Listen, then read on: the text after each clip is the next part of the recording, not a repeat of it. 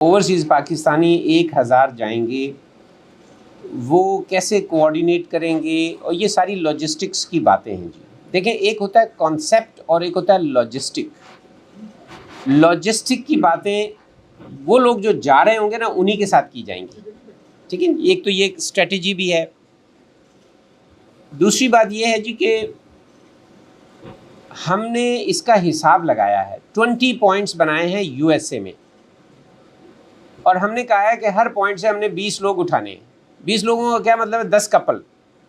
اب بڈھا جا رہا ہے تو بڈھی بھی چلی جائے، 10 کپل، دیٹس اٹ. تو یہ کتنے لوگ ہو گئے جی؟ 400 لوگ ہو گئے. 20 آدمی ان 20 پوائنٹ سے اٹھائیں گے، شکاگو سے، واشنگٹن سے، میری لینڈ سے. 20 لوگ، 10 کپل. کینیڈا میں ہم نے 10 پوائنٹس رکھے ہیں، ہر جگہ سے 10 لوگ، بیچ کا مطلب ہے 5 کپل. اگر صرف ہم اپنے بیماروں کو لے جائیں تو کافی ہے، جو گھر میں بیٹھے ہوئے ہیں کھانس رہے ہیں، لے جائیں انہیں ساتھ. مینٹل ال لوگوں کو لے جائیں، ڈزنٹ میٹر، بس اوورسیز نیشنلٹی ہو وہ ہمارے ساتھ چلے. باقی جو یہ 20 ہم نے رکھے ہیں نا جی، نیو یارک میں صرف میں نے 50 رکھے ہیں، باقی جگہوں پہ 20 ہیں، نیو یارک کے 50 ہیں. تو بروکلن کے حصے میں صرف 10 لوگ آتے ہیں. کیا ہم بروکلن سے 10 لوگ ایسے بہادر ہیں جو پاکستان جانے کے لیے تیار ہیں؟ میں آپ کو بتاتا ہوں ان کا رسک زیرو ہے، زیرو. جب تک رسک زیرو نہیں ہوگا میں انہیں لے کے ہی نہیں جاؤں گا. اپنا رسک لوں گا لیکن رسک نہیں ہے ان کے لیے کوئی بھی. صرف آپ لوگوں کی ولنگنس ہے کہ ہم جانے کے لیے تیار ہیں. دیکھیں، آج کے ابراہیم اور پہلے ابراہیم میں فرق کیا ہے؟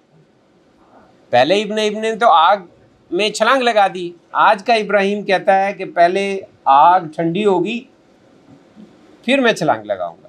تو ایسے تو نہیں ہوگا.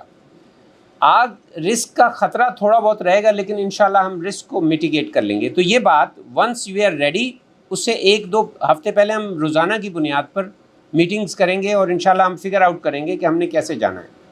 May be we will take chartered طیارہ. آپ کو پتہ ہے چارٹر طیارہ لے جانا پاکستان میں آسان نہیں ہے، کیونکہ آپ کو 1 مہینہ پہلے اپلیکیشن دینی پڑتی ہے. تو ظاہر وہ کیوں دیں گے اپلیکیشن؟ تو ہو سکتا ہے ہم چارٹر طیارے سے کسی قریب والے ملک میں سب اکٹھے ہو جائیں اور پھر باری باری وہاں جائیں. ٹھیک ہے، وہ we will plan it, don't worry. ہم چونکہ 5 دفعہ جا چکے ہیں، اور 8 فروری کے الیکشن میں تو ہم تقریباً میرا خیال 50 کے قریب لوگ تھے. تو ہم نے مینیج کیا تھا بڑا الحمدللہ. سب آپس میں ویل کوآرڈینیٹڈ تھے اور بہت اچھی طریقے سے ہم نے الیکشن کے ایک جو حلقہ تھا اس میں 2 لوگوں کو ہم نے اپوائنٹ کیا تھا، وہ اسی حلقے کے تھے. انہوں نے اپنی نگرانی میں $5,000 سے $10,000 خرچ کیے تھے. تو ماشاءاللہ آپ دیکھیں لاہور کا رزلٹ جو ہے، یہ آپ کو جو نظر آ رہا ہے اس کے پیچھے بہت سارے ان نونز ہیں. یہ ایسے نہیں ہو گیا کہ باوجود ساری فستائیت کے رزلٹ چینج آیا ہے. یہ بہت سارے ان نون خاموش قسم کے لوگوں کی سنسیئر ایفرٹ تھی 8 فروری.